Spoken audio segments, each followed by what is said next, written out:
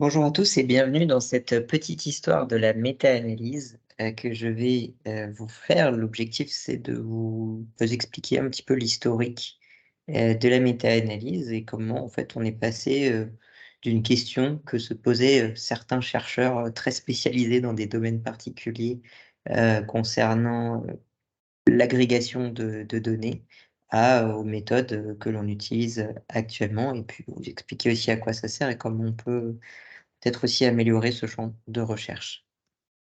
On commence avec notre premier personnage, qui est Karl Pearson. Karl Pearson, on le connaît parce que c'est vraiment un fondateur, des statistiques, modernes. Il a inventé, la plupart des méthodes qu'on utilise actuellement. Lui, il a inventé toutes ces méthodes entre les années 1890-1910 à peu près.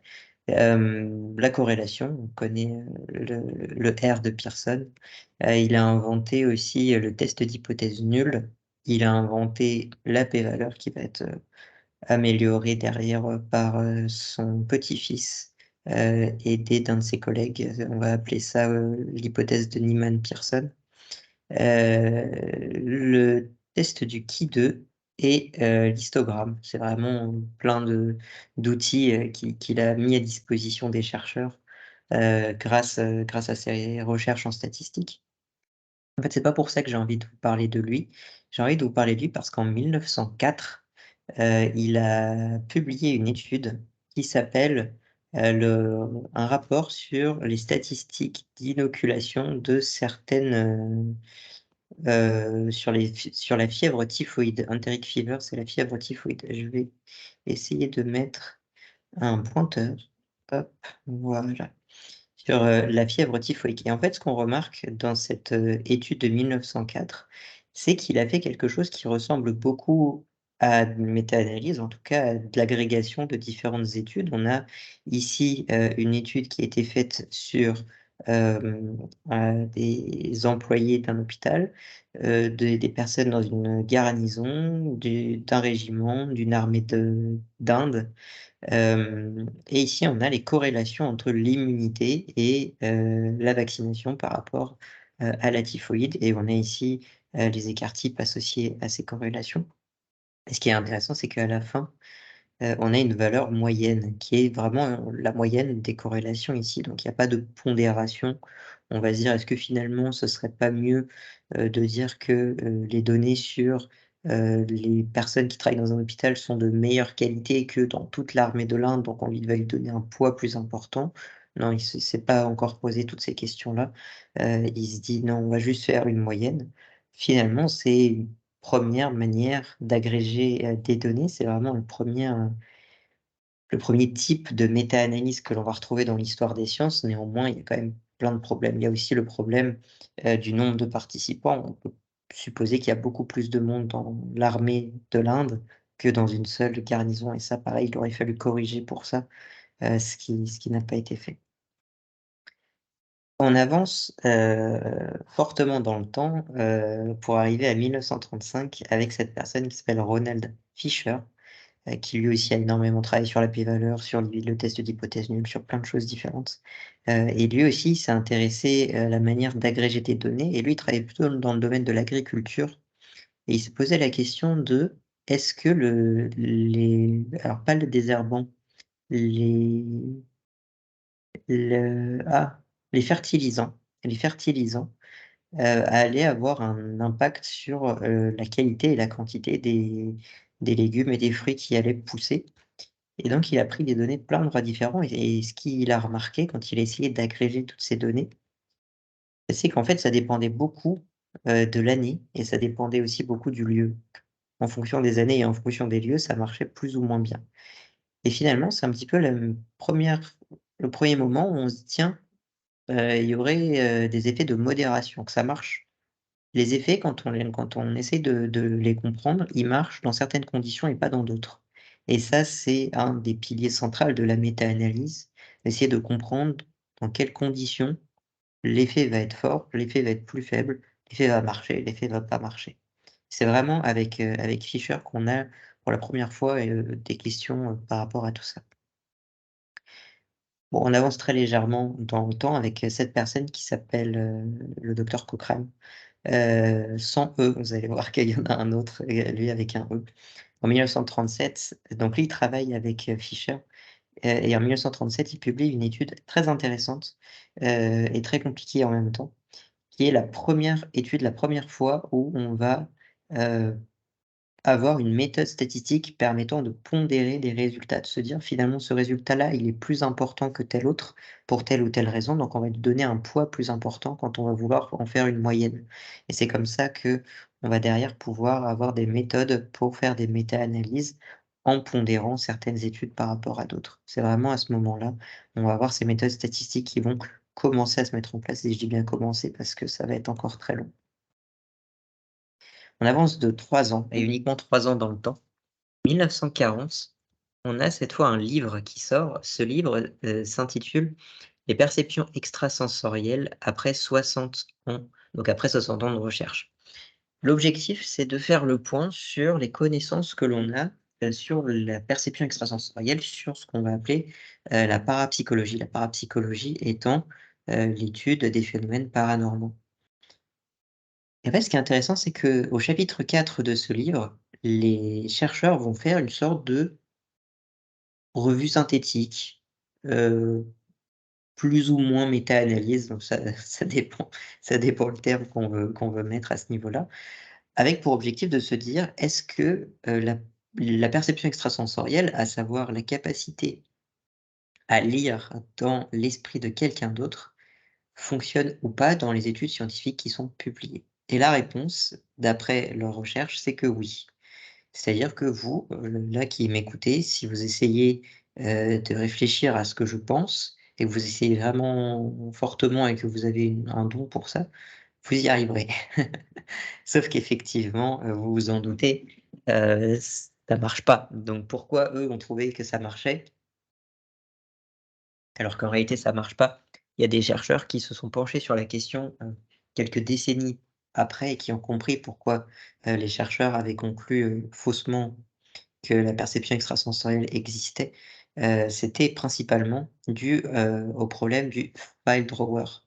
Le file drawer problème, c'est l'idée qu'on ne peut, en psychologie non, dans beaucoup de sciences, on a beaucoup plus de mal à publier des études qui ne sont pas significatives, pour lesquelles on n'a pas trouvé d'effet, que des études significatives pour lesquelles on a trouvé des effets et dans la perception extrasensorielle, à ce moment-là, on ne pouvait publier que des études qui trouvaient des effets. Dès que l'étude ne trouvait pas d'effet, on ne pouvait pas la publier. Donc forcément, quand on agrège toutes les études publiées, on trouve un effet.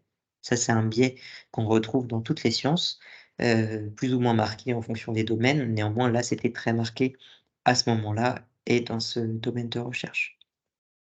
Ça nous amène à 3 conclusions qui sont vraiment des conclusions, vous allez voir, on va y retourner à la fin de cette présentation, qui reste très actuel et pourtant on est, en 1940 et on aurait pu se dire: «On va essayer d'améliorer les choses».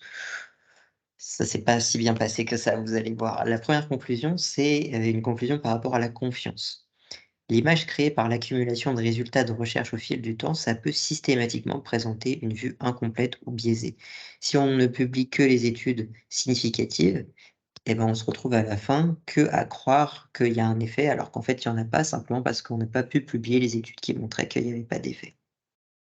Deuxième, c'est sur le degré de liberté. Il y avait, à cette époque-là, il y en a toujours, des défenseurs de la perception extrasensorielle et plus largement de la parapsychologie, des personnes qui veulent convaincre la communauté scientifique que la perception extrasensorielle, ça existe, c'est un phénomène authentique et ces personnes-là vont essayer de faire des méta-analyses qui vont dans leur sens et ils vont parfois manipuler les données, faire des tests, d'une manière ou d'une autre qui vont amener à confirmer leur hypothèse plutôt que l'infirmer et ça, le degré de liberté, bah, c'est un problème que l'on retrouve dans beaucoup de méta-analyses. Et enfin, le dernier problème, c'est que la réplication, ça a tendance à être beaucoup plus intéressante qu'une méta-analyse pour s'assurer qu'un phénomène existe, et malheureusement, la méta-analyse, est prise beaucoup plus au sérieux que la réplication, par, un grand nombre d'acteurs, à commencer par les scientifiques. Et en effet, la parapsychologie, ça a jamais tenu la réplication. Dès que quelqu'un qui avait une idéologie qui était contre la parapsychologie, qui essayait de répliquer un effet de parapsychologie, il n'a jamais réussi à le faire. Donc finalement, même si la méta-analyse peut dire il y a un effet. Dès qu'on essaie de faire de réplication, il n'y a pas d'effet. Qui croire entre la réplication et la méta-analyse? A priori, il vaut mieux croire les réplications. Donc voilà, on arrive, dans les années 1940. On a comme ça en germe plein de techniques, plein de tests, plein de de manières d'essayer de faire des méta-analyses ou même des revues systématiques, d'agréger des données les unes, avec les autres pour savoir finalement ce que la littérature scientifique dit d'un sujet. Mais on se pose quand même plein de questions. Première question, est-ce qu'on est sûr d'avoir agrégé toutes les études scientifiques et est-ce qu'on n'en aurait pas laissé sur le côté? Deuxième, est-ce que parmi les études que l'on a inclus, est-ce qu'on est sûr qu'elles soient toutes de qualité, elles soient toutes fiables et n'est pas, des fausses études ou des faux positifs ou des études où les chercheurs ont manipulé des données pour, faire croire qu'elles étaient positives alors qu'elles ne l'étaient pas? Et enfin, comment on fait pour pondérer les études? Comment on fait pour dire: «Telle étude, parce qu'elle a beaucoup plus de participants, parce qu'elle utilise une bien meilleure méthode que les autres ou pour d'autres raisons, on va lui mettre un poids plus important que les autres», dans cette méta-analyse. Par exemple, un autre moyen de donner du poids, ça va être en utilisant des indices de fiabilité, comme l'alpha de Cronbach que vous connaissez peut-être, qui est un indice d'à quel point une échelle est fidèle et on va pouvoir aussi pondérer par la suite, par rapport à cet indicateur de fiabilité, certaines études par rapport à d'autres en disant: «Cette étude d'après l'indicateur d'alpha de Cronbach, elle est bien meilleure que telle autre, donc on va lui donner un poids plus important». Il y a plein de possibilités de pondérer, vous allez voir. On fait un petit saut dans le temps, donc on passe de 1940 à 1952 et cette fois, c'est, cet individu-là, Hans Eysenck, qui décide, faire une étude qui s'appelle les effets de la psychothérapie, une évaluation et ce chercheur, va faire une étude très particulière, vous allez voir, j'ai mon avis dessus, vous allez peut-être le partager par la suite. Il va prendre des thérapies psychanalytiques et il va appeler ça des thérapies éclectiques, mais en fait, c'est tous les autres types de thérapies. Il va prendre des études, de ces thérapies-là. Il va jamais expliquer pourquoi il a pris telles études ou telles études ou quoi, ça on ne sait pas et il va compter le nombre de participants qui disent s'être, heu, complètement améliorés, voire être complètement guéris grâce à la psychothérapie. Améliorés, mais pas complètement. Légèrement améliorés, mais pas trop, ça va toujours mal et pas améliorés du tout, voire sont morts pendant leur thérapie, ce qui peut arriver dans les thérapies psychanalytiques qui peuvent durer des années et ensuite il fait un truc tout simple, c'est qu'il prend tous ceux qui disent: «Je me suis moyen amélioré» ou «Je me suis pas amélioré», tous ceux qui disent: «Je me suis beaucoup amélioré» et il fait juste un pourcentage. Ce qui fait que, pour la psychanalyse, 44 des patients qui ont été inclus dans des études de psychanalyse vont mieux et donc 66 patients, ne vont pas mieux. 66 des patients ne vont pas mieux. Non pas 66, 56. 56 des patients ne vont pas mieux. Donc une majorité de patients ne vont pas mieux avec la psychanalyse que, sans la psychanalyse et à l'inverse, pour les thérapies éclectiques, 64 des patients vont mieux et un peu, faudra faire le calcul, vont moins bien. Bon, de ce fait, on n'est pas, sur des chiffres très importants. On n'est pas sur des chiffres de 80 ou 90.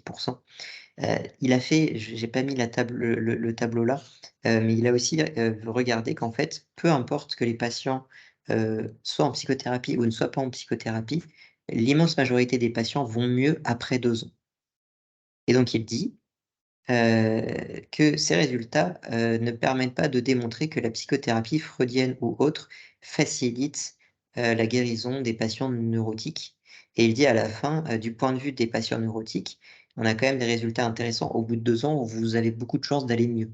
Par contre, pour les psychothérapeutes, le point de vue, bah, il est pas bon parce qu'on ne peut pas dire que la psychothérapie marche. Si, qu'on aille en psychothérapie ou pas, on va mieux de toute façon au bout de 2 ans. À quoi ça sert d'aller en psychothérapie et de perdre son argent? À faire, une psychothérapie. Bon, c'est son point de vue. C'est son point de vue basé sur ses résultats qui me paraissent assez bancals, vous allez voir, par la suite.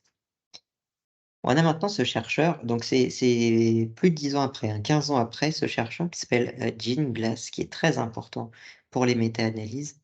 Il a fait une présentation, à l'American Educational Research Association en 1967 Et c'est une présentation très importante parce que c'est la première fois qu'il utilise le terme méta-analyse. C'est en 1967 qu'on utilise pour la première fois ce terme-là dans une présentation. Pas dans une méta-analyse en tant que telle, mais dans une présentation. Et il l'a défini de la manière suivante: The statistical analysis of a large collection of analysis results from individual studies for the purpose of integrating the findings. En gros, c'est l'analyse statistique d'analyses qui ont déjà été conduites dans l'objectif de regrouper ces analyses entre elles. Paraît, être la définition que tout le monde a globalement sur la méta-analyse, même si aujourd'hui elle est en fait, plus ou moins fausse parce qu'on peut faire des méta-analyses, sans avoir recours, à des données d'une analyse. On peut avoir recours aux données directes des participants, ce qu'on appelle, les méta-analyses avec données de participants individuels. Je vous en reparle à la fin. Et en fait, Ginglas, il avait un objectif en tête quand il, propose cette définition, c'était de se battre contre Hans Eysenck et de démontrer que non, la psychothérapie, ça marche et on peut pas dire que, c'est de l'argent gâché. Et il va passer encore 10 ans de plus, de 67 à 77, il va passer 10 ans de plus à peaufiner une technique de méta-analyse avec ses collaborateurs, notamment, le professeur Rosenthal et la chercheure, Smith, je crois. Je vous dis tout de suite comment elle s'appelle. Hem, mais en fait, ils vont publier en fait la méta-analyse ensemble. C'est Smith et Glass, la méta-analyse de 77. Et en fait, cette méta-analyse ressemble très fortement à des méta-analyses que l'on va trouver aujourd'hui, qui pourraient être publiées aujourd'hui. En premier lieu, on remarque qu'il va chercher systématiquement, des bases de données comme Psychological Abstracts et Dissertation Abstracts.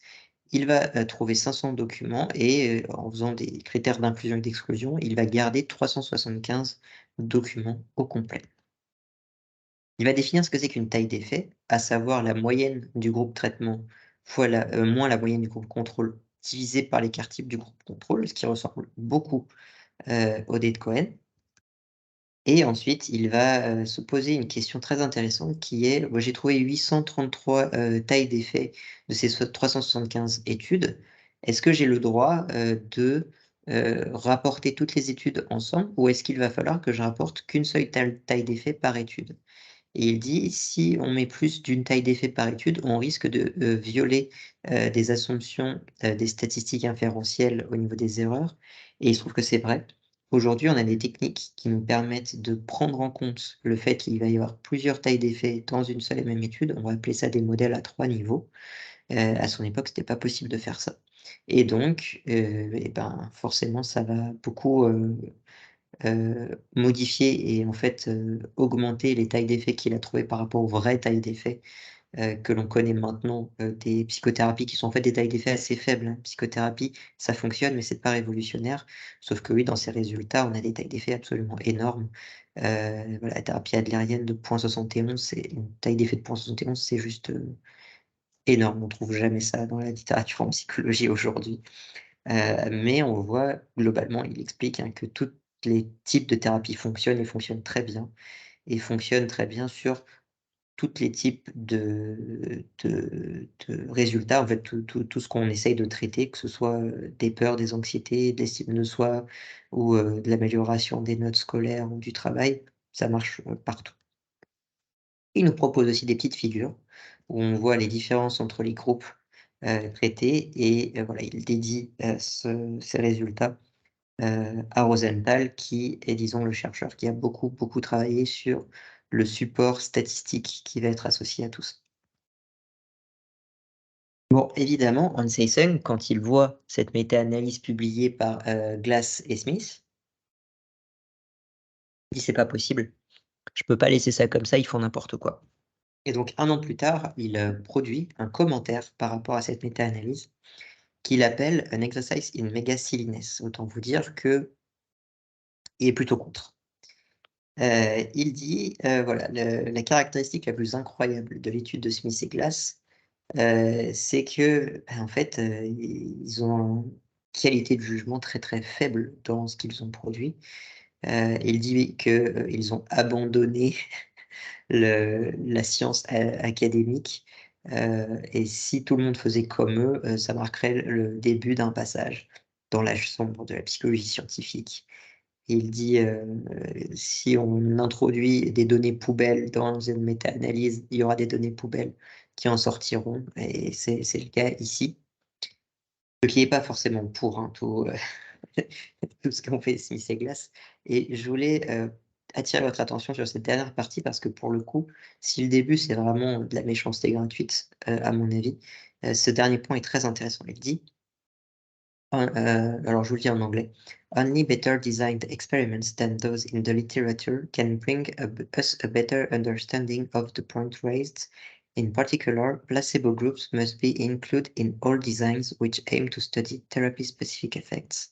And several therapists must be included for each method in order to obtain evidence of the therapist variance. Donc ce qu'il dit là, c'est pour être sûr qu'il y ait un effet de la psychothérapie sur des symptômes ou sur un trouble, il faudrait avoir systématiquement des groupes placebo qui testeraient la même chose et tester ce trouble entre une psychothérapie et un groupe placebo, et aussi inclure plusieurs thérapeutes dans le groupe de psychothérapie pour savoir à quel point il y a de la variation entre les psychothérapeutes.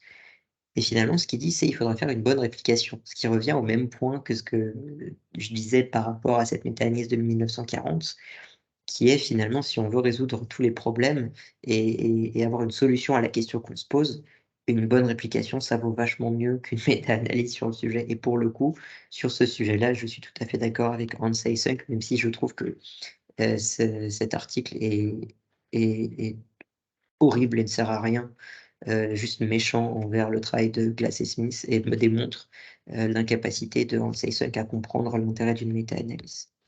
Alors, pour la petite histoire, Hans Eysenck, c'est pas du tout la première fois qu'il fait des commentaires à charge comme ça. Il a été accusé de harcèlement par ses collègues.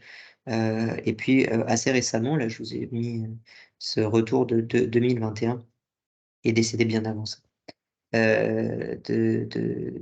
Voilà, de ces chercheurs, en fait, qui ont fait une sorte de rétrospective sur le travail de Hans Eysenck et qui ont d'ailleurs remarqué que c'était quelqu'un qui publiait des papiers non sécurisés, unsafe. En fait, moi je dis le terme, ce sont des fraudes scientifiques, ce sont des papiers qui ont été complètement inventés. Il a complètement inventé les données de ces papiers. Donc c'est quelqu'un qui harcelait ses collègues, qui harcelait des personnes qui produisaient des bonnes études scientifiques en créant des nouvelles méthodes très intéressantes, et qui en plus s'en fichait de créer des papiers en fraudant les journaux dans lesquels il publiait. Donc franchement, il n'y a pas grand-chose à garder de ce chercheur-là, si ce n'est que ça a permis de démontrer que la psychothérapie fonctionnait bien, ce qui est quand même déjà pas mal. On arrive, en fait, dans le même temps, donc là, je vous dis, on est en 1977. Là, cette étude, enfin, cette partie de l'histoire, c'est entre 78 et 82.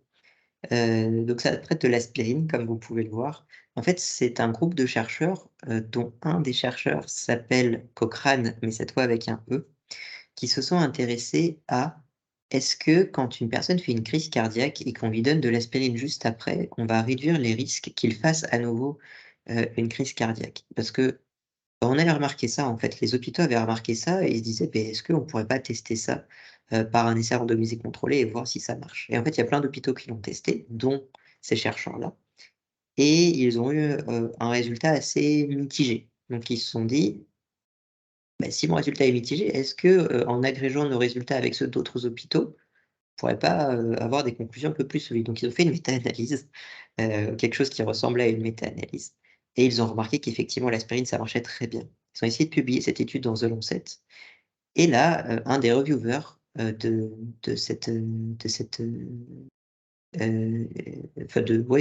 l'éditeur, par rapport à cette étude, on s'est dit: «Non, c'est les bêta-bloquants qui permettent de réduire les risques cardiovasculaires». Et donc on va tester ça, et en fait, c'est encore une fois une histoire de modérateur. Est-ce que finalement c'est l'aspirine en lui-même qui réduit, ou est-ce que c'est une particularité de comment cette aspirine va interagir avec autre chose qui fait que ça va réduire la mortalité? Et ça c'est finalement un des points intéressants et central des méta-analyses, de se dire: Les méta-analyses, ça sert aussi à comprendre d'où provient le mécanisme d'un effet, si l'effet existe, grâce, encore une fois, au modérateur. Si on revient à l'histoire de Fischer, oui, les fertilisants, ça marche en telle année ou plutôt durant telle année ou plutôt durant tel endroit. On est encore une fois dans cette idée-là que l'aspirine, c'est pas l'aspirine qui va marcher, ça va marcher en interaction avec d'autres choses.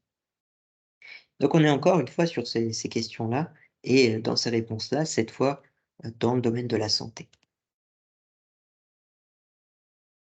On est toujours dans les années 80 et en fait, dans les années 80, on va avoir comme ça une pléthore d'articles qui vont, être publiés sur les méthodes statistiques associées à la méta-analyse. Vous voyez ici 81, 85, 80, 82, tout plein d'articles, qui vont permettre, de faire des méta-analyses quand on a des connaissances assez poussées en statistique. Là, pour l'instant, on n'est pas sur un moment de vulgarisation, on est sur un moment de quand tu es chercheur, que tu t'y connais un peu en statistique, tu vas pouvoir appliquer ces méthodes aux méta-analyses. Et plein de méta-analyses vont sortir à ce moment-là. On a par exemple cette méta-analyse en 78 faite par Rosenthal et Robin, sur l'effet, d'attente interpersonnelle, les premières, 345 études. L'effet, d'attente interpersonnelle, c'est ce qu'on va appeler le biais d'expérimentateur. C'est le fait que quand l'expérimentateur s'attend à ce que tu fasses quelque chose, il y a beaucoup plus de chances que tu fasses que tu ne le fasses pas, indépendamment du fait que tu aies eu envie de le faire. Et cette méta-analyse permet de vraiment dire: «Oui, l'effet expérimentateur, c'est hyper fort et faut le contrôler parce que sinon ça va biaiser les études scientifiques». On a ici cette étude, cette méta-analyse de 18 expériences sur ce qu'on appelle l'effet Rosenthal, qui est, l'effet Rosenthal, pas du tout l'effet Rosenthal, l'effet Pygmalion. L'effet Pygmalion, qui est le fait que quand, on dit au professeur, ou au maître d'école: «Cet élève est extrêmement doué et cet élève est nul à l'école», on va amener à la fin de l'année à ce que cet élève, heu, ait un QI inférieur si on a dit que l'élève était nul ou que l'élève va avoir un QI qui va augmenter durant l'année si on dit que l'élève était très bon. Heu, Grâce aux attentes du professeur, indépendamment du fait que l'élève soit bon ou pas au début de l'année. Ça, c'était une étude très importante, dont beaucoup de personnes croient encore que c'est vrai aujourd'hui, sauf que déjà dès 1984 et grâce à ces 18 expérimentations, on a pu montrer que en fait cet effet Rosenthal il marchait pas et qu'en fait oui, effectivement, quand tu dis à un professeur: «Tel élève est bon et tel élève est pas bon», durant les premiers jours, le professeur va agir un peu différemment, mais en fait, au bout d'une semaine ou de 2 semaines, il va se faire son propre avis et il va en fait aligner, ses croyances et va aligner ses attentes par rapport à ses propres observations de l'élève et non pas par rapport à ce qu'on lui a dit au début. Donc finalement, ça n'a aucun effet sur le QI des élèves, au bout d'un an. Une autre mécanisme très intéressante si vous êtes professeur ou, maître d'école, c'est une méta-analyse sur la taille de la classe et la réussite académique, où on nous dit à la fin: «Il y a peu de doute que, toute chose égale par ailleurs, on apprend plus de choses dans des classes plus petites plutôt que dans des classes plus grandes».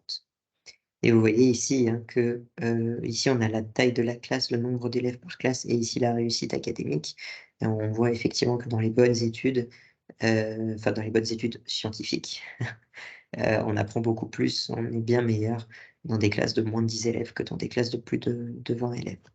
Est-ce que c'est toujours le même cas, ici, maintenant? Je ne sais pas, sachant que cette étude, elle date de 1979. Petit saut dans le temps, on continue, 10 ans dans le temps. 1993, c'est un moment très important, parce que c'est le début de la fondation Cochrane. Alors si je vous ai mis l'aspirine, c'est pas pour rien, c'est parce que justement cette fondation Cochrane, elle a été créée par des chercheurs, dans le domaine, de la santé, en référence, au chercheur Cochrane qui a fait cette étude sur l'aspirine et sachez que ce n'est pas Cochrane qui a créé, cette fondation, c'est vraiment juste un hommage.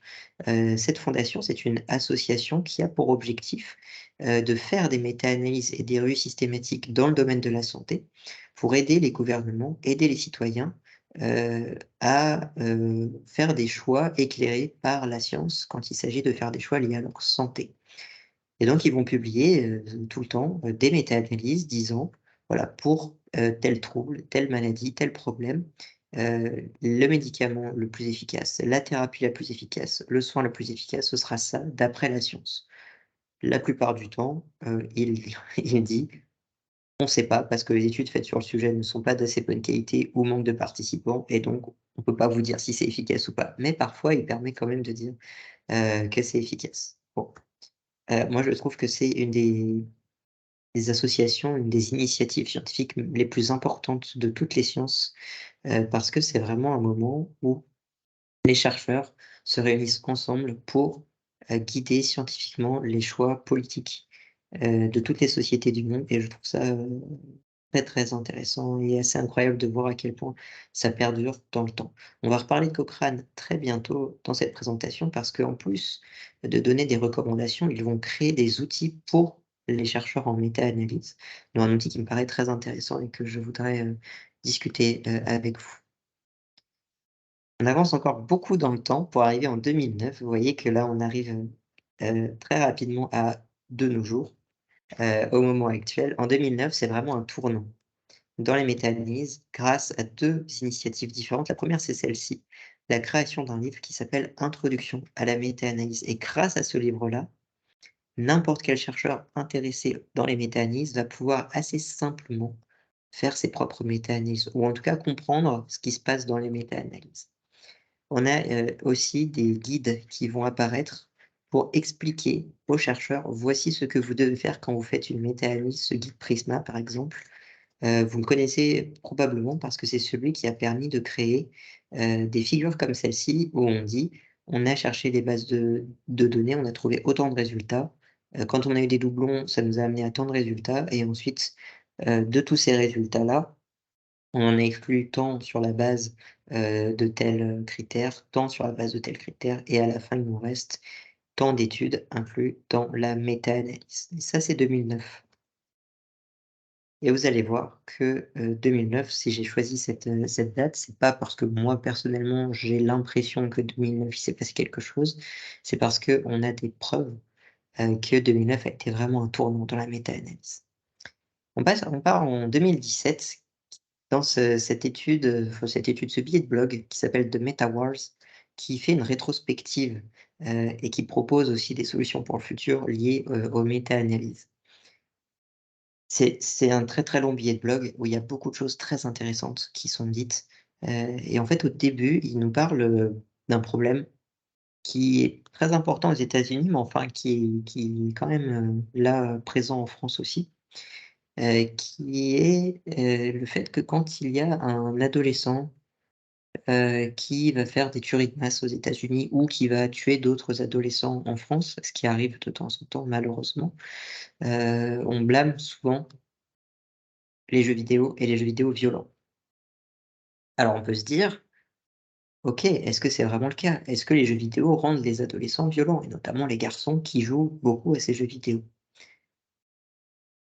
Et il se trouve que, les méta-analystes peuvent répondre à cette question en agrégeant des résultats d'études différentes sur le sujet.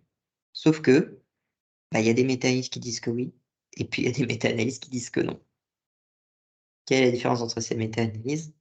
Bah, principalement l'idéologie des chercheurs qui font ces méta-analyses-là et c'est aussi pour ça qu'ils ont intitulé ce billet de blog de Meta Wars, c'est parce qu'en fait, c'est les guerres méta. C'est le fait que finalement la méta-analyse avait pour objectif, selon Gene Glass, de agréger toutes les études sur un sujet pour en faire un résultat final et dire: «Bah, dans ce domaine, voici les résultats scientifiques, voici, ce qu'on peut en dire et voici ce qu'on peut faire comme recommandation» et on se retrouve en 2017 à pouvoir dire tout et son contraire à cause des degrés de liberté des chercheurs dans les méta-analyses et en effet, les méta-analyses, bah, en fait, on en fait plein partout, tout le temps et beaucoup sur le même sujet. Les méta-analyses dans les années 95, ça existait à peine. Vous voyez, toutes les méta-analyses que je vous ai montrées des années 78, 79, 80, il y en avait 1, 2, 3 qui étaient publiées par an. Dans les années 95, il y en avait très, très peu, moins d'une centaine et à partir d'un moment, il y a eu une exponentielle et ce moment, je vous le donne en 1000, bah, c'est 2009. À partir de 2009, on a une exponentielle comme ça, des méta-analyses. On va avoir un nombre considérable de méta-analyses publiées, dont un tiers sont publiées en Chine. Quelle est la raison pour laquelle les méta-analyses, sont publiées majoritairement en Chine? Il y a 3 raisons pour ça. Des raisons qui sont données par, les chercheurs de ce billet de blog Science. Première raison, les méta-analyses, ça coûte pas d'argent. Il y a pas besoin de payer des participants, il y a pas besoin de payer, des sites en ligne pour, voilà, gérer tout ça. Il y a besoin de rien, en fait, il y a juste besoin du temps d'un chercheur. Le deuxième point, c'est que dans un monde très compétitif, on a besoin d'être cité et on a besoin d'être beaucoup cité. Donc on a besoin de publications. Les méta-analyses, c'est facile à publier et le troisième point, c'est fortement cité une fois que c'est publié. Et donc en fait, ces 3 points-là font que dans un milieu très compétitif comme la Chine, où il y a pas d'argent, et ben, c'est très intéressant de faire des méta-analyses et donc c'est pour ça qu'il y a un tiers des méta-analyses qui sont publiées en Chine. Il y a beaucoup de méta-analyses aussi qui sont publiées dans d'autres milieux, où on a besoin de faire des méta-analyses, où on a besoin d'avoir des citations très rapidement, que ce soit la Thaïlande, le Vietnam, la Turquie, beaucoup de ces pays-là qui font des méta-analyses, parce que c'est voilà, c'est intéressant pour la carrière des chercheurs de ces pays. Heu Majoritairement, étant donné qu'il y a beaucoup plus de chercheurs aux États-Unis et en Europe, il y a beaucoup plus de méta-analyses faites aux États-Unis et en Europe, mais proportionnellement au nombre de chercheurs, il y a beaucoup plus de méta-analyses faites dans ces pays-là que, en Europe ou aux États-Unis. Je vous ai, ici fait une capture d'écran, encore une fois, de ce billet de blog. En fait, c'est Josh Kleinen, qui est un chercheur dans le privé. Qui a analysé avec son auto-entreprise des revues systématiques ou des méta-analyses. Sachez qu'une méta-analyse, c'est un type particulier de revue systématique. Il a analysé 7 212 revues systématiques et ils ont conclu que quand on enlève celles faites par Cochrane, seulement 27 d'entre elles ont un faible risque de biais. Et si on prend que celles de dans la revue Cochrane, on a 87 qui sont à faible risque de biais. Et ça aussi, ça s'explique, hein, c'est-à-dire que ces chercheurs-là qui viennent de Chine, mais aussi des États-Unis et de France, ils vont, avoir un degré de liberté, ils vont faire un petit peu ce qu'ils veulent dans leur mécanisme pour arriver à leurs conclusions, qui sont parfois liées à une idéologie, parfois liées à un manque de connaissances et parfois liées à une envie de facilement publier leurs études, qui font qu'ils vont pas forcément, faire bien les choses. Et donc on est, voilà, avec une majorité d'études qui ont un risque élevé de biais dans ces méta-analyses. Donc finalement, les méta-analyses ne seraient pas, pour une majorité d'entre elles, fiables. En tout cas, c'est son résultat. Je vous mets un exemple qui n'est pas un exemple lié, aux jeux vidéo. C'est un autre exemple sur, la réponse au placebo. À savoir, est-ce que finalement, aujourd'hui, les participants, d'une étude scientifique ont une réponse plus forte au placebo que, avant, les années 80-90? En fait, il y a une méta-analyse qui s'y est intéressée en 2016 et une autre méta-analyse qui s'est intéressée en 2017 et si on compare les 2, on va voir qu'il y a plein de différences.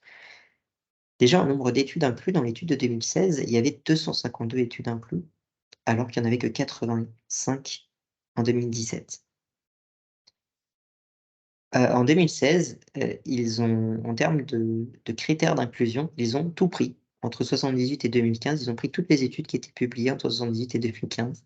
Alors que dans l'étude de 2007, ils ont pris uniquement les études qui ont été approuvées par l'administration, Food and Drug des États-Unis. Donc on n'a que des études faites aux États-Unis. C'est pour ça qu'on est une différence entre 252 et 85. De ce fait, le nombre de patients au total est beaucoup plus élevé dans la première étude que dans la deuxième. La mesure du résultat est très différente aussi parce que dans la première étude, on nous dit on s'intéresse uniquement à la proportion des patients qui ont réduit de 50 leurs symptômes dans le groupe, placebo, alors que dans l'autre, on regarde la moyenne, de réduction des symptômes, pas par rapport à un seuil de 50 on regarde juste la moyenne. Dans la méthode statistique, ici, on fait une méta-régression, ici, on fait une régression linéaire, ce qui est aussi un peu différent et les résultats sont dans la première étude, la réponse au placebo est stable. Et dans la deuxième étude, la réponse au placebo a augmenté. Ah! Donc tu fais une même méta-analyse, à la même année, enfin, une année d'écart, sur le même, sujet et tu arrives à 2 conclusions opposées. La réponse est stable, la réponse a augmenté, tout simplement parce que tu as pris des études de manière complètement différente, tu as traité les résultats de manière complètement différente, et tu as fait l'analyse de manière complètement différente, et donc tu arrives à un résultat complètement différent. Quelle est la bonne méta-analyse et que croire? Bah, on n'en sait rien. Enfin, moi, en tout cas, j'en sais rien. Peut-être que les chercheurs sur ce sujet, pourraient dire: «Bah oui, cette méthode-là, elle fonctionne pas, alors que cette méthode-là fonctionne». Mais enfin, si les 2 sont publiés, c'est que l'éditeur et le reviewer de chaque étude pensent que, cette méthode, est valable et que cette manière de faire la méta-analyse est valable. Et que, l'objectif, hein, de ce pourquoi je vous présente ça, c'est de vous expliquer pourquoi, bah, en fait, la méta-analyse, c'est pas la panacée et qu'on peut faire des méta-analyses qui donnent toutes les réponses possibles. Je reviens sur, les jeux vidéo pour vous expliquer la suite. Vous voyez que ce billet de blog, il a été, publié bah, non, vous le voyez pas, mais il a été publié en 2017. Faut savoir qu'en 2019, bah, pas du tout, en 2017, il y a, Joe Hilgard et ses collaborateurs qui ont,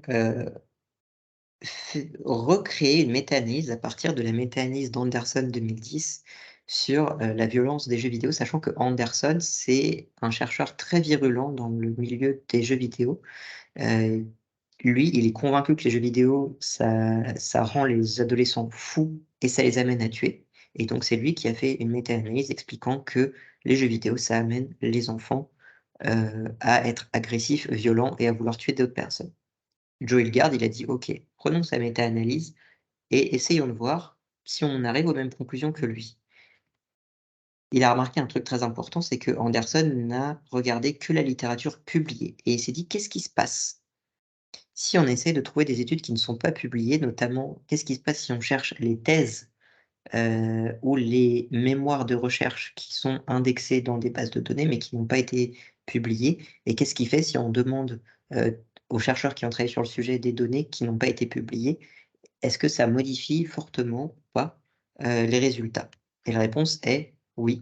Si on regarde l'émotion d'agressivité, on voit ici, avec tous ces petits points-là qu'effectivement on aurait une moyenne à peu près là, hein, si on devait avoir une moyenne à 0,40 à peu près.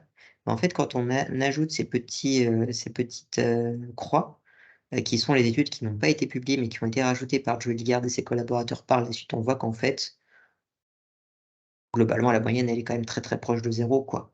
Tous ces petits points-là, ils sont tous proches de zéro. Pour les comportements agressifs, même combat. Si on s'intéresse uniquement aux points qui ont été trouvés par, l'étude d'Anderson, on est quand même avec une taille d'effet assez forte. En fait, toutes les études non publiées, elles pointent tous sur le fait que c'est zéro. Et pour les cognitions agressives, bon, c'est peut-être un peu moins clair, mais effectivement, on est toujours dans des points ici, très proches de zéro, même s'il y a quelques études non publiées qui montrent un effet un peu plus important. Conclusion, il est clair que, l'effet qui a été trouvé par Anderson est largement surestimé et qu'on ne peut pas dire que les jeux vidéo rendent violents d'après la méta-analyse d'Anderson, donc contre ses conclusions, mais en accord avec ses résultats. Et par contre, ce qu'il dit aussi, Joe Hilgard, c'est que dans toutes les études qui ont été publiées, elles ne s'intéressent qu'à des effets court terme. C'est-à-dire, on fait jouer des jeux vidéo violents à des adolescents et on dit juste après qu'ils aient joué: «Est-ce que là, vous vous sentez violent?» Et effectivement, moi, je sais, en tant que joueur de jeux vidéo, je sais que si je perds une partie de jeux vidéo, dans la minute ou les 2 minutes qui suivent, je suis énervé. Est-ce que 10 minutes après ou 1 heure après, je suis toujours énervé? Pas du tout. Donc on voit bien là qu'il y a un biais énorme sur le fait de dire: «Oui, effectivement, les enfants, ça les énerve», juste après qu'ils aient perdu un jeu vidéo. Mais finalement, est-ce que s'ils n'avaient pas perdu à Tetris, on n'aurait pas eu le même effet? Et est-ce que le Tetris rend violent? Voilà, je vous laisse conclure sur ce sujet-là. Voilà. Hem, oui, ça c'est intéressant en fait, c'est à la fin de cette méta-analyse de Joe Hilgard, il dit, en fait, ce qu'il faudrait, bah, c'est une réplication, préenregistrée, avec, tout un tas de chercheurs différents dans plein d'endroits différents, qui testeraient, beaucoup plus de participants que dans les études dans cette méta-analyse et qui testeraient sur un temps plus long pour être sûr qu'il y a bien un effet, des jeux vidéo sur la violence. Donc encore une fois, ce que dit Joe Hilgard et ses collègues, c'est: il faut faire une réplication qui soit bien faite pour être sûr qu'il y a un effet et arrêter de faire des méta-analyses sur le sujet parce que ça sert à rien. Alors concernant, ce qu'il appelle ici, hein, le Register Replication Reports, c'est, ce qu'on va appeler, donc un mécanisme préenregistré. Mécanisme préenregistré, c'est quoi? Un mécanisme préenregistré, c'est l'idée, c'est de dire: on va faire une introduction et une méthode, c'est-à-dire on va écrire: «Voilà, le domaine qui nous intéresse, voilà la question qui nous intéresse et voilà comment on veut répondre à notre question». Donc comment on veut faire une analyse statistique, comment on veut récupérer toutes les données des bases de données, comment on veut traiter les critères d'inclusion et d'exclusion et cetera. On envoie ça à l'éditeur en stage 1 et l'éditeur nous dit: «D'après votre méthode, vous pourrez répondre à votre question». Ou pas. S'il nous dit non, bah, il va falloir, faire les changements adéquats. Mais si on dit oui, on va pouvoir à ce moment-là collecter les données, analyser les données, écrire la partie résultats et discussions et renvoyer à l'éditeur. Et là, l'éditeur, il s'intéresse pas aux résultats. Il s'intéresse pas à est-ce que les résultats ont trouvé un effet ou n'ont pas trouvé d'effet. L'éditeur va, juste vérifier qu'on a bien fait notre analyse de la manière dont on devait la faire, donc de la manière dont on avait dit qu'on allait la faire en stage 1. Et si on a bien, aligné nos résultats par rapport à ce qu'on avait dit qu'on allait faire en stage 1, il nous valide et on peut publier notre méta-analyse. Ça permet d'éviter le fight-over problem, le fait qu'on ne publie que des études, qui ont trouvé des effets. Là, on va publier l'étude indépendamment du fait qu'on ait trouvé ou pas l'effet parce que ça a été déjà prévalidé. C'est ça qui est hyper intéressant.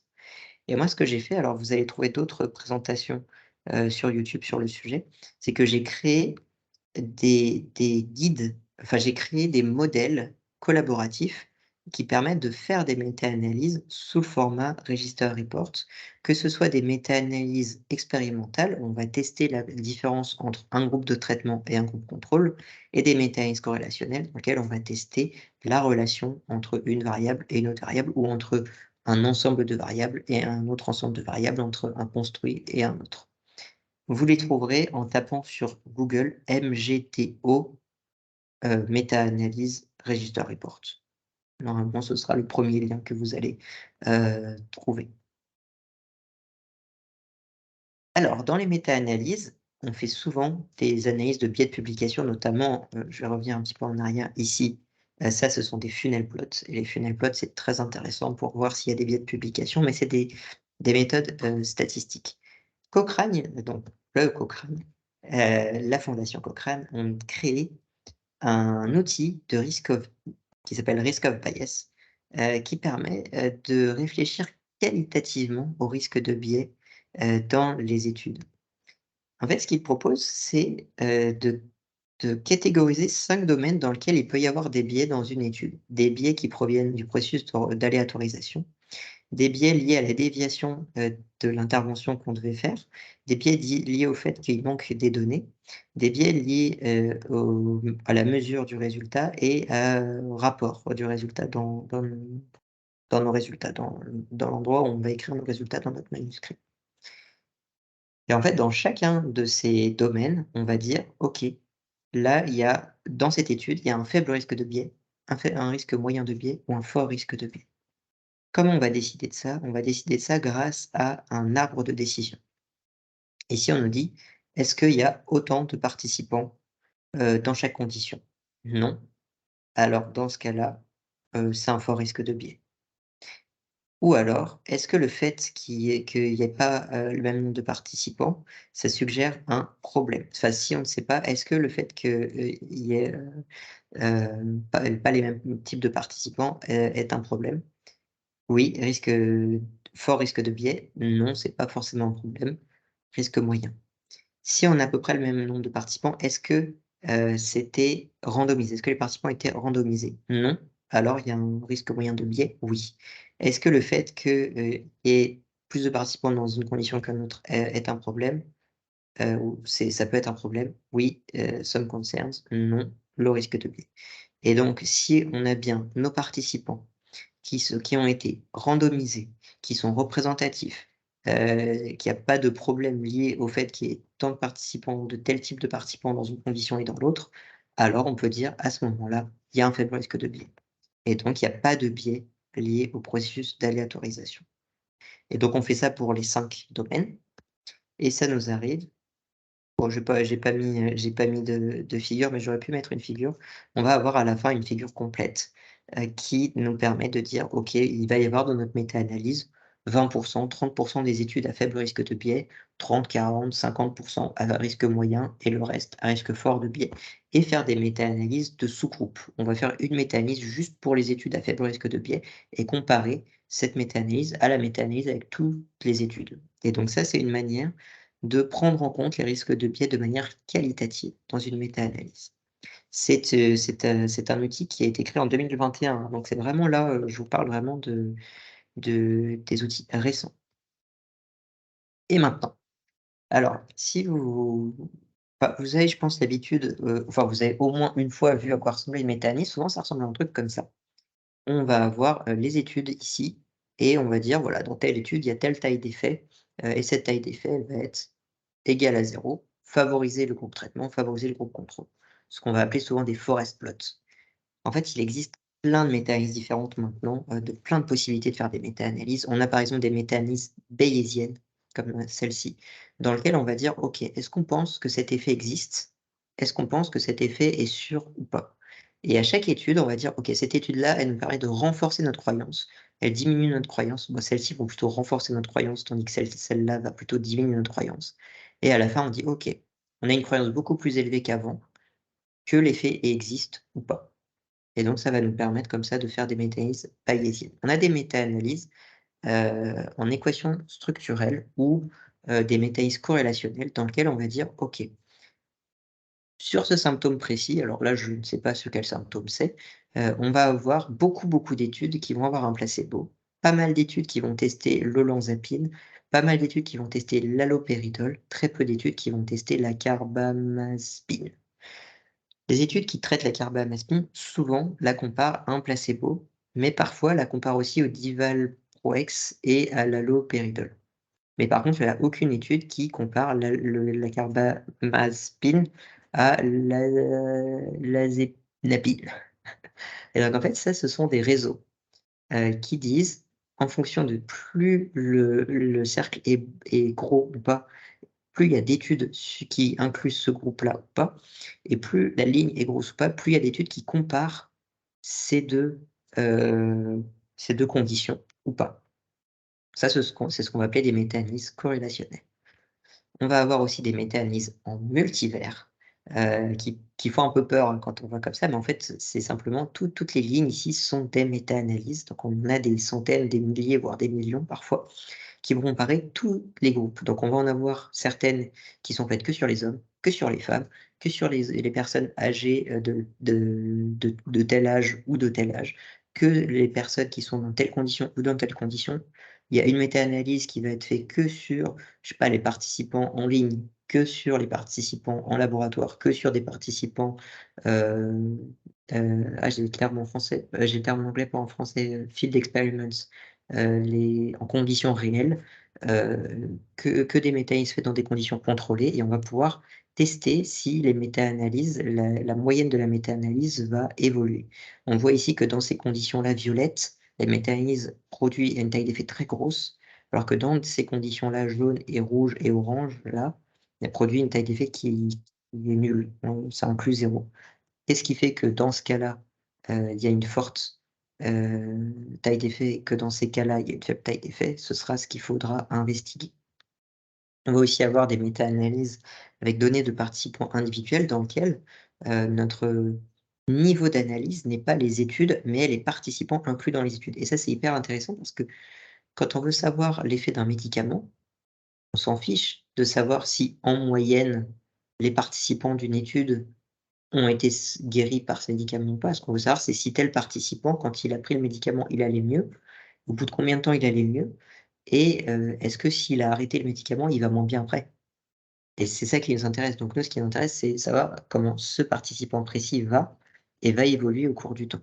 Et donc ça, les mécanismes par, données de participants individuels, c'est hyper important dans le milieu médical, mais ça va être aussi être hyper important quand on fait des réplications, de masse, qu'on va essayer, par exemple, de faire des réplications au sein de plusieurs laboratoires qui vont faire des réplications en même temps et qui vont pouvoir partager leurs données pour pouvoir faire une méta-analyse, entre plusieurs laboratoires sur un même sujet et s'assurer qu'un effet existe ou pas.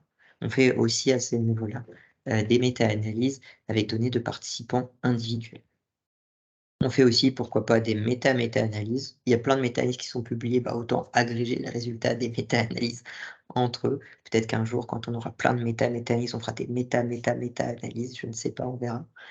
Et aussi, et ça c'est hyper intéressant, ce qu'on appelle des living meta-analysis, qui sont des méta-analyses où, à chaque fois qu'une nouvelle étude est publiée, on l'inclut, on met à jour notre méta-analyse pour l'inclure dans notre méta-analyse.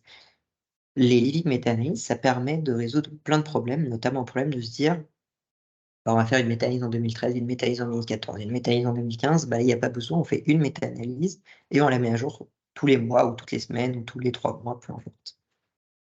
Dans ce cas-là, on est ici, on a un site web qui fait cette méta-analyse. Le problème, donc là, par exemple, hein, sur cette, méta-analyse vivante sur le Covid-19, il y est écrit, hein: «Due to the end of funding, these reviews are no longer in living mode. We try to update them on a monthly basis». C'est que, bah, ça demande de l'argent à la fois d'entretenir le serveur qui produit ces méta-analyses, à la fois de payer les chercheurs pour qu'ils fassent leur veille systématiquement et régulièrement, et donc souvent on va se baser sur la bonne volonté et la gentillesse des chercheurs et leur envie de bien faire pour, garder ces méta-analyses vivantes, et bien souvent au bout de quelques années, la méta-analyse disparaît tout simplement parce que le chercheur, va travailler dans un autre sujet, va laisser tomber ou quoi que ce soit. Ça fait partie de ses limites, hein, ces méta-analyses, d'autant plus qu'un chercheur est évalué sur le fait qu'il publie, ses méta-analyses, et que les méta-analyses vivantes ne sont pas vraiment publiables. On va la publier à un instant T. On va peut-être pouvoir faire une publication quelques années après, mais c'est quand même beaucoup de temps perdu par rapport au fait de faire une publication scientifique. Conclusion, de cette présentation, et en fait, vous pouvez le voir, j'ai repris une slide, que donc j'ai repris la slide des années 40 pour vous expliquer à quel point, bah, on est toujours sur le même point. Premièrement, au niveau de la confiance, hein, le fait qu'il y ait des biais qui soient introduits, dans les études, on peut pas dire qu'on se soit amélioré, maintenant. Si on regarde, alors j'ai pris ces slides de Gilad Feldman, des présentations de Gilad Feldman, et donc je le crédite, ici. On peut voir que dans tous les domaines de la science, en médecine, dans la recherche, en chimie, partout, partout, partout. On se dit: «Putain, il y a pardon, on se dit: «Il y a un problème, il y a un truc qui va pas, on n'arrive pas à répliquer», heu, alors qu'il y a des tailles d'effets absolument incroyables, partout, et quand on essaie de répliquer ces tailles d'effets, on n'arrive pas à les répliquer. Ici, on voit, voilà, on a un taux de réplication de 47. Ici, on voit un taux de réplication de 14 sur 28, la moitié, donc 50 exactement. Gilad Feldman dit: «Moi, quand j'ai fait plein de réplications, des centaines de réplications, je suis à peu près à 30 à 50 de réplication, et quand ça réplique, la taille d'effet est la moitié des tailles d'effet originales». Donc forcément, quand on fait une méta-analyse et qu'on prend les études originales et les études qui ont été répliquées, que les études originales, on voit qu'elles ont une taille d'effet énorme, et que les études répliquées, la moitié du temps, voire un tiers du temps, enfin ça réplique que un tiers du temps, ou voire dans les meilleurs des cas la moitié du temps, et que quand ça réplique, la taille d'effet, elle est ridicule par rapport à la taille d'effet, comment on fait pour avoir confiance dans ces études-là? Et donc en fait, on en est toujours à ce problème-là, on ne peut pas avoir confiance dans les études originales quand on fait une méta-analyse, donc à quoi ça sert de faire une méta-analyse? Le deuxième problème, c'est le problème du degré de liberté. Donc je disais, hein, il y a des défenseurs de la perception extrasensorielle qui disent, ça existe, donc ils vont essayer de manipuler la méta-analyse pour démontrer que la méta-analyse, enfin que l'effet existe. C'est toujours le cas aujourd'hui. Ici, on a une étude de 2020, faite dans le PsycInfo, donc qui prend toutes les études faites en psychologie. Ils ont pris 206 méta-analyses et ils montrent que seulement 11 de ces méta-analyses faites en psychologie ont publié un protocole de recherche. Donc seulement pour 11 de ces 206 méta-analyses, on sait ce que les chercheurs ont fait. Comment alors croire que ces chercheurs n'ont pas profité de leur degré de liberté, n'ont pas profité du fait qu'ils n'ont pas expliqué comment ils ont fait leurs études pour manipuler les données, pour arriver à leurs conclusions qui les intéressaient eux? Donc on a un manque de confiance dans les études inclus dans les mécanismes, mais on a aussi un manque de confiance dans ce que font les chercheurs liés aux mécanismes. Et enfin, par rapport au fait que la réplication est toujours meilleure qu'une méta-analyse et vous avez vu, hein, qu'en 1940 on disait ça, en 1970 on disait ça, en 2017 on disait ça et aujourd'hui, on a en mai 2023, un une conférence qui s'appelle META qui s'est déroulée, aux États-Unis et dans lequel des chercheurs de l'université de Melbourne ont regardé tous les journaux à fort impact, pour regarder s'il y avait des réplications, dans ces journaux et ils ont trouvé qu'environ 0,2 des études publiées étaient des réplications. Ces mêmes chercheurs de l'université de Melbourne, ont estimé que pour qu'un champ de recherche soit sain, il faudrait environ 10 de réplication. 0,2 par rapport à 10 c'est vraiment très, très faible. Donc encore une fois, on est sur un vrai questionnement de pourquoi on s'acharne à faire des méta-analyses si on fait pas de réplication et si les réplications permettent de montrer finalement, de manière beaucoup plus authentique et fiable, qu'un effet existe ou pas. Voilà, je voulais finir sur une note voilà, sur une note un peu plus, générale et peut-être aussi un peu plus, humoristique, je sais pas. Voilà, sur plusieurs choses qui font réfléchir. Moi, je trouve que ça, c'est hyper intéressant. C'est Graham Steele, qui disait: «Publier de la recherche sans publier ses données, c'est simplement faire de la pub et pas de la science» et c'est tout à fait vrai. Heu, c'est très difficile quand on fait une méta-analyse, de pouvoir inclure, toutes les études que l'on veut inclure, tout simplement parce que les chercheurs n'ont pas publié leurs données. Dans ma toute dernière méta-analyse publiée, j'avais la possibilité d'inclure plus de 20 articles. À la fin, j'en ai inclus 11 et sur les articles, que je n'ai pas pu inclure à la fin, c'était systématiquement parce que les chercheurs n'ont pas répondu à mes mails quand je leur ai demandé de me donner les données. C'est dommage parce que j'aurais pu doubler le nombre d'études inclus dans mes études, pas dans ma méta-analyse, mais que je n'ai pas pu parce que les chercheurs ont décidé de ne pas publier leurs données et ils n'ont jamais accepté de m'envoyer les données. Et ça, c'est quelque chose, quand on fait pas de méta-analyse, on se rend pas compte d'à quel point c'est problématique, mais c'est vraiment très problématique. Et l'autre problème, bah, c'est que les chercheurs qui font des méta-analyses n'expliquent pas non plus comment ils font leur méta-analyse, donc ils ne publient pas leurs données. Et ça pareil, je vois pas comment on peut s'en sortir et je vois pas comment on peut dire: «Ça, c'est pas de la pub», si on ne permet pas aux chercheurs de vérifier, que ce que l'on fait est quelque chose de correct en termes de décision que l'on a prise.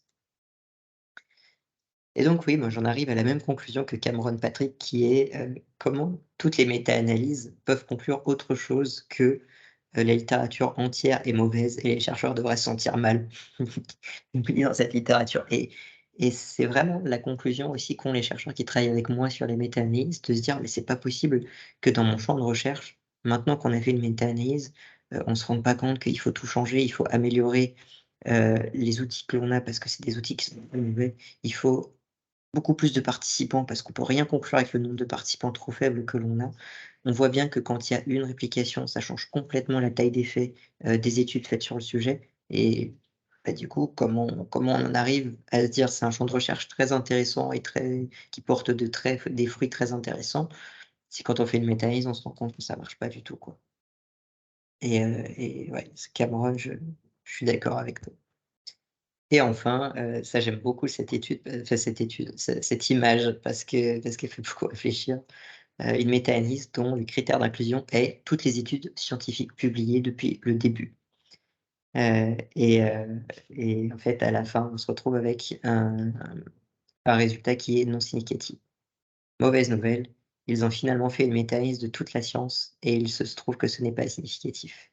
Et je trouve ça hyper intéressant parce que alors, de là à dire que la science ne permet pas de découvrir le réel parce que les méta-analyses, démontrent que, la taille des faits n'est pas significative, j'irai pas jusque-là, mais c'est aussi une des limites des méta-analyses de se dire: «Est-ce qu'on a finalement besoin d'inclure tout un tas de données ensemble qui ne sont pas forcément, aisément, inclus enfin qu'on peut pas forcément facilement inclure, avec tout un tas de limitations, que ce soit le fait de comparer des pommes et des oranges, finalement, on compare des choses qui ne sont pas forcément comparables».